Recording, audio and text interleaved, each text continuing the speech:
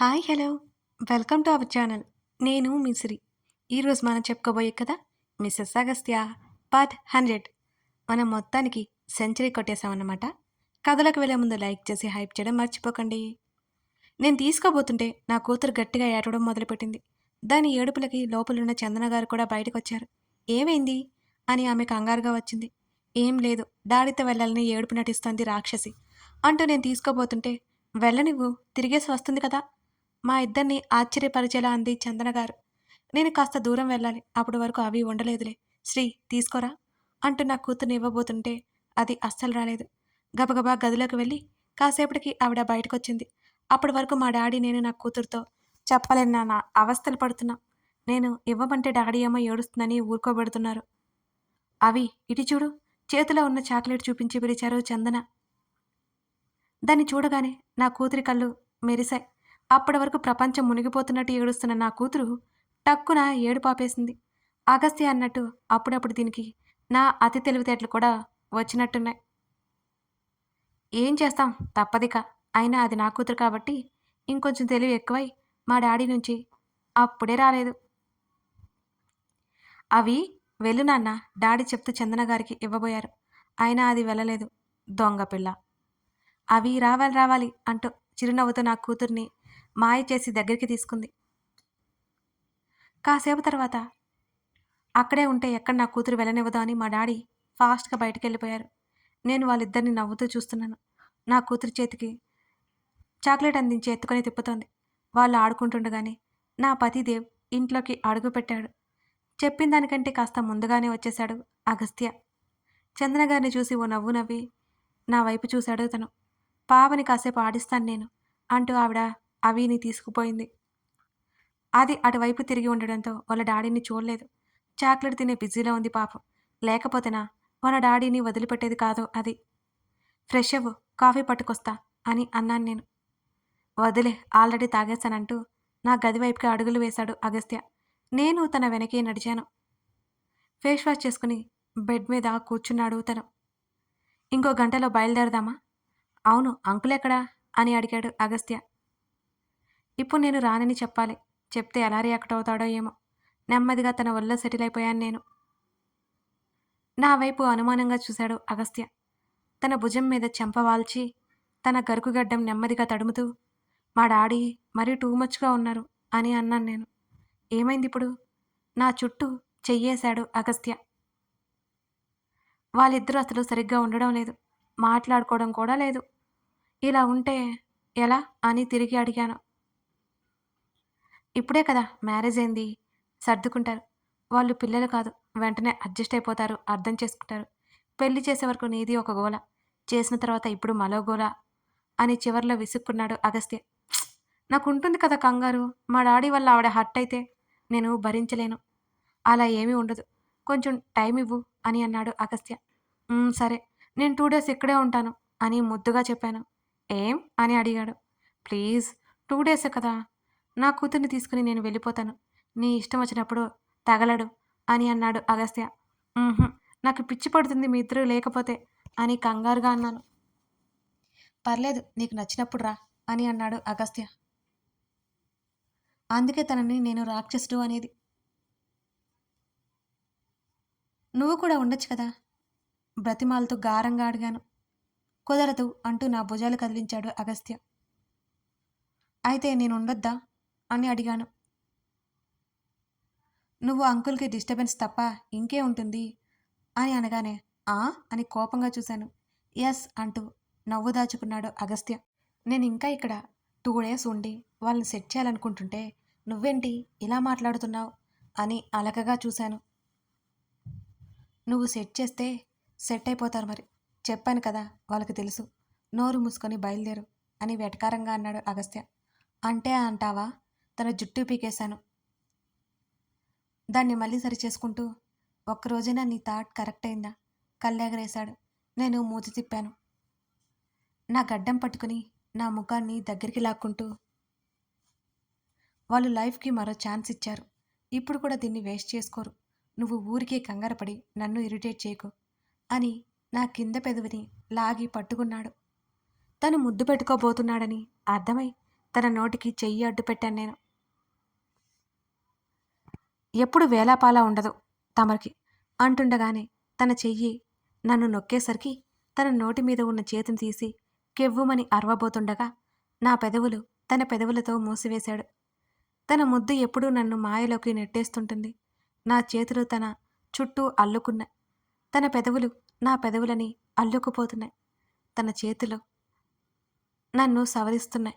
ఇంత చేస్తున్న తన నుంచి నేను పారిపోగలనా? తన పెదవులు నా మీదకి వచ్చి వాలాయి. భారంగా ఊపిరి తీసుకుంటున్నా నా కంఠం మీద ప్రయాణం కొనసాగించాయి. నా హృదయం మీద తనిచ్చిన ముద్దుకు శరీరం జల్లుమంటుంటే తనని హత్తుకున్నాను. ఆపై నీ పనులు. నా స్వరం లోతుగా వచ్చింది. చెప్పు, ఇక్కడే ఉండిపోతావా? వస్తావా? నన్ను మత్తులోకి నెట్టేస్తూ అడుగుతున్నాడు అగస్త్య. వచ్చేస్తాను. అప్పుడు నన్ను ఊపిరి పీల్చుకొనిచ్చాడు. నేను కోపంగా చూశాను తన వంక. తను చిరునవ్వు విసిరాడు. కాసేపటి తర్వాత నా థింగ్స్ అన్నీ తీసుకుని కిందకి వచ్చేశాను. అవి బుద్ధిగా చందన గారి ఒడిలో కూర్చుని బనానా తింటోంది. దీనికి మంచి లక్షణాలు ఎలా వచ్చాయో అని నేను అనుకుంటూ మా డాడీకి కాల్ చేశాను. వీధులకు వచ్చేసినట్టు 2 నిమిషాల్లో ఇంట్లో ఉంటాను అన్నట్టు చెప్పారు డాడీ. మేము వెళ్ళొస్తాం, అంకుల్కి వచ్చాక చెప్పండి అని అగస్త్య చెప్తుంటే, అప్పుడే వెళ్ళిపోతారా? ఆమె ఆశ్చర్యంగా అడిగింది మమ్మల్నే చూస్తూ. వెళ్ళాలి కదా, వస్తూ ఉంటాం అని అన్నాడు అగస్త్య. వాళ్ళ డాడీ రాగానే నా కూతురు వాళ్ళ డాడీ ఒడిలోకి చేరింది. దాన్ని వదలబుద్ధి కాలేదు చందన గారికి. పాపం చూస్తుంటే అర్థమైపోయింది. డాడీ వస్తున్నారు. నేను చెప్పిన మరో నిమిషానికి ఇంటి ముందు కారు ఆగిన శబ్దం వినిపించింది. డాడీ లోపలికి వచ్చేశారు. డాడీ రాగానే హత్తుకొని వెళ్ళొస్తాం డాడీ అని అన్నాను. అదేంటి, ఉండట్లేదా నువ్వు అని నా తల నిమురుతూ అడిగాడు. నేను అగస్త్య వైపు కోపంగా చూసి, లేదు డాడీ, మళ్ళీ వస్తానులే త్వరగానే అని చెప్పాను. కుదరదు, 2 రోజులైనా ఉండు. అగస్త్య, నువ్వేమంటావు అంటూ అవిని ఎత్తుకున్నారు డాడీ. నాకు వర్క్ ఉంది అంకుల్, మీ అమ్మాయి ఉంటానంటే నాకేం ప్రాబ్లం లేదు అంటున్న తన వైపు నేను కచ్చగా చూశాను. మా డాడీ దగ్గర మాట మార్చేశాడు కదా నా దొంగ మొగుడు. నా వైపు చూసి ఎవరూ చూడకుండా కన్నుగీటాడు. నేను మరింత కచ్చగా పళ్ళు నూరుకున్నాను. పళ్ళు నూరుకుని కష్టంగా కోపాన్ని కంట్రోల్ చేసుకున్నాను. లేదు డాడీ, నేను వీకెండ్ వచ్చి 2 డేస్ ఉంటాను, సరేనా?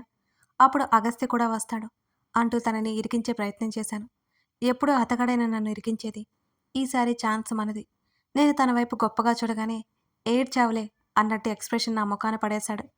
నేను మూతి తిప్పేశాను. సరే, మా డాడీ అలిగినట్టుగా ముఖం పెట్టారు. నేను వెళ్ళిపోతాను అనగానే, వస్తానంటున్నా కదా డాడీ అని డాడీ చుట్టూ చేతులు వేసి చెప్పాను. మీ సీక్రెట్స్ అన్నీ నాకు తెలుసు.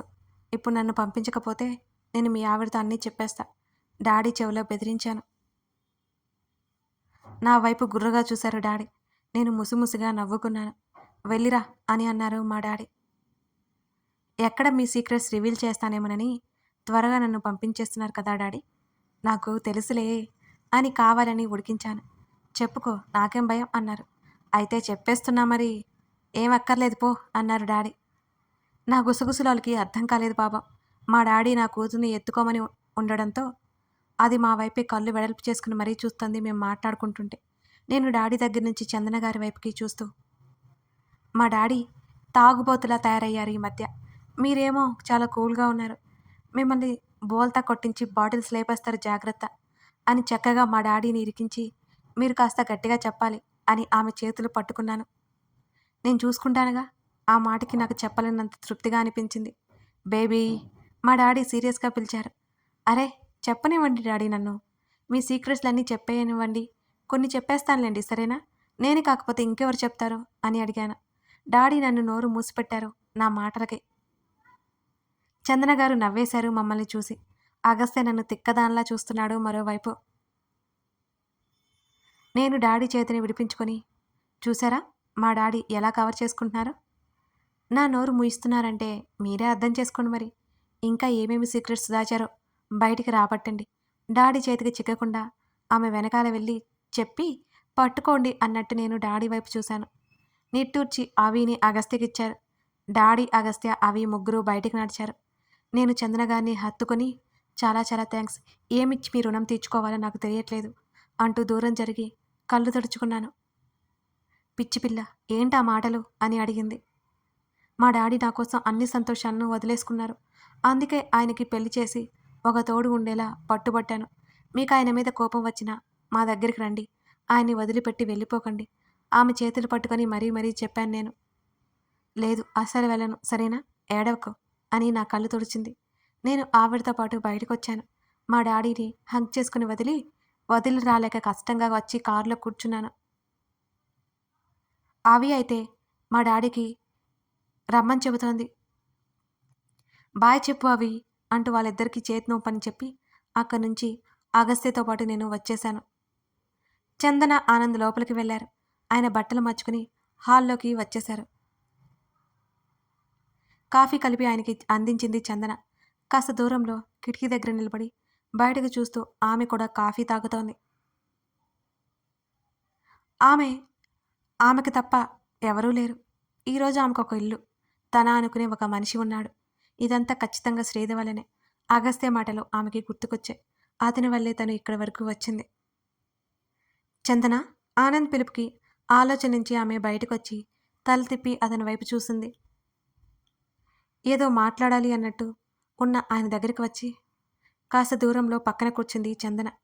థ్యాంక్ యూ అని మాత్రం చెప్పాడు ఆనంద్. థ్యాంక్సా? ఎందుకు? ఆమె నవ్వుతూ అడిగింది. నువ్వు చేసిన దానికి. కాఫీ కప్ టీపాయ్ మీద పెట్టి ఆమె వైపు చూశాడు ఆనంద్. నేనేం చేశాను? ఆమె ఒక్కింత అయోమయంగా చూసింది. నా కూతురి కోసం ఇంతవరకు వచ్చినందుకు. అతని మాటలకి అలా ఎందుకు అనుకుంటారు? నా కోసమే నేను వచ్చానని అనుకోవచ్చు కదా అంటూ లేచి కప్స్ కిచెన్లోకి తీసుకెళ్తుంటే ఆశ్చర్యంగా చూశాడు. అర్థం కాలేదు అన్నాడు. ఆమె కప్స్ వాష్ చేస్తూ అక్కడే ఉండిపోయింది. మరో 5 నిమిషాల తర్వాత బయటికి వచ్చింది చందన. నా కోసమే ఈ బంధంలోకి అడుగు పెట్టాను. తను చెప్పాల్సింది చెప్పినట్టు అక్కడి నుండి గదిలోకి వెళ్ళిపోయింది చందన. ఆలోచిస్తుండిపోయాడు ఆనంద్. ఆమె మాటలు అతన్ని సందిగ్ధంలోకి నెట్టేశాయి. బంగారాలం లాంటి జీవితాన్ని వదిలేసి రెండో పెళ్లివాడిని తన కోసం ఎందుకు ఆమె పెళ్లి చేసుకుంది? అర్థం కాక ఆలోచిస్తుండిపోయాడు ఆనంద్. ఆమెకు ఆస్తి ఆశపడే ఆమె కాదు. తన దగ్గర పనిచేసినప్పుడు తన బోర్డు మెంబర్లో ఒకరు తమ్ముడు ఆమెను ఇష్టపడ్డాడు. ఆమెను పెళ్లి చేసుకోవడానికి ప్రపోజల్ పెట్టాడు. అంత ఆస్తి ఉన్న ఆమె సున్నితంగా తిరస్కరించింది. ఆ విషయం తనకి బాగా గుర్తుంది. ఆమె మనసులో ఏముందో అర్థం కాలేదు ఆనంద్కి ఎంతకి. వారం రోజులు ఎలా గడిచిపోయాయో కూడా తెలియలేదు. చందన బ్యాంక్కి వెళ్తోంది. ఆనంద్తో బాగానే మాట్లాడుతోంది. ఒకే గదిలో ఒకే ఇంట్లో ఒంటరి జీవితాలకి ఒక తోడు దొరికినట్టు వాళ్ళ మనసులకి అర్థమవుతోంది నెమ్మదిగా. ఉదయం ఎలాగైనా గడవని ఆ సాయంత్రం 4 మాటలు మాట్లాడుకోవడానికి, సరదాగా నవ్వుకోవడానికి ఒకరున్నారు అనే ఆలోచన. తమ ఒత్తిడిని మాటలతో మంత్రం వేసినట్టు తీర్చేవారున్నారు. శ్రీధ కథనం. రోజు మా డాడీతో చందన గారితో మాట్లాడుతూనే ఉన్నారు. వాళ్ళిద్దరూ మునుపటి కంటే బాగా ఉన్నట్టు నాకు అర్థమైంది.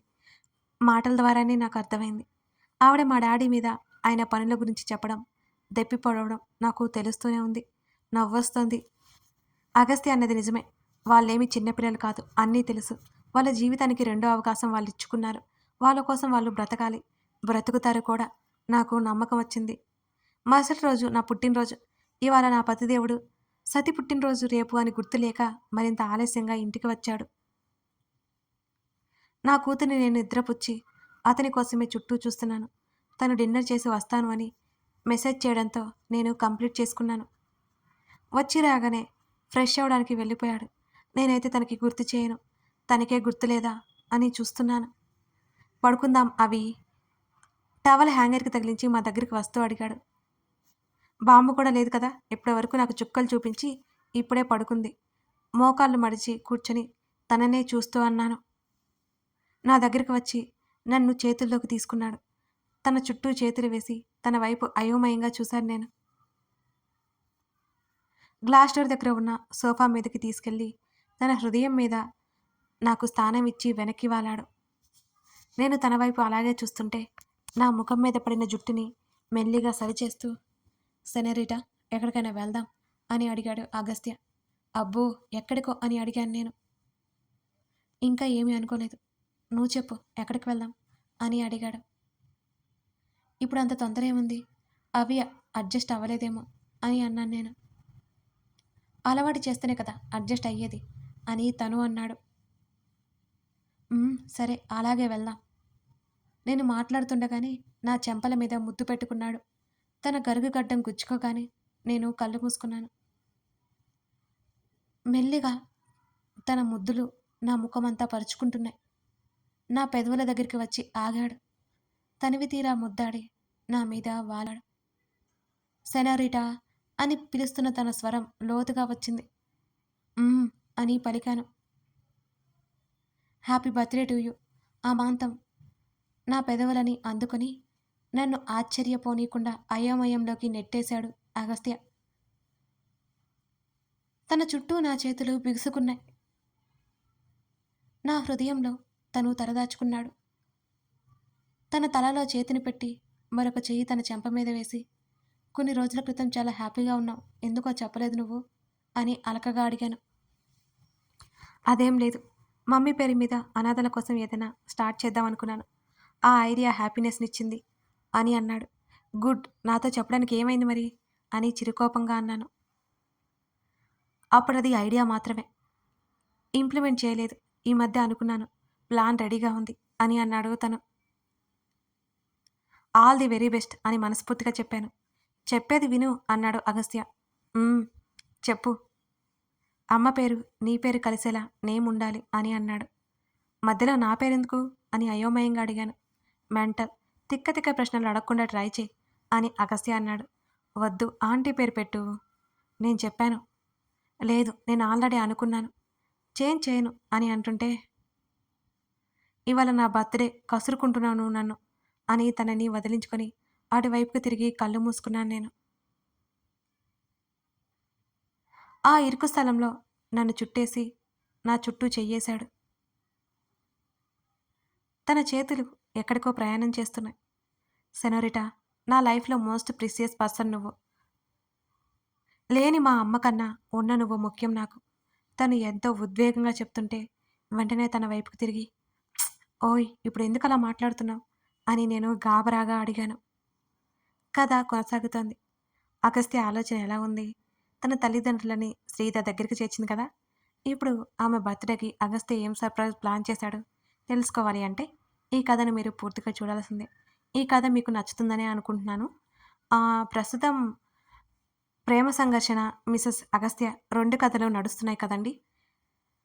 మీరు చూస్తున్నారా ఈ 2 కథలు? చూడకపోతే 'ప్రేమ సంఘర్షణ' మీద కూడా ఒక లుక్కేయండి. మంచి వింటేజ్ లవ్ స్టోరీ ఉంటుంది. మీకు తప్పకుండా నచ్చుతుంది.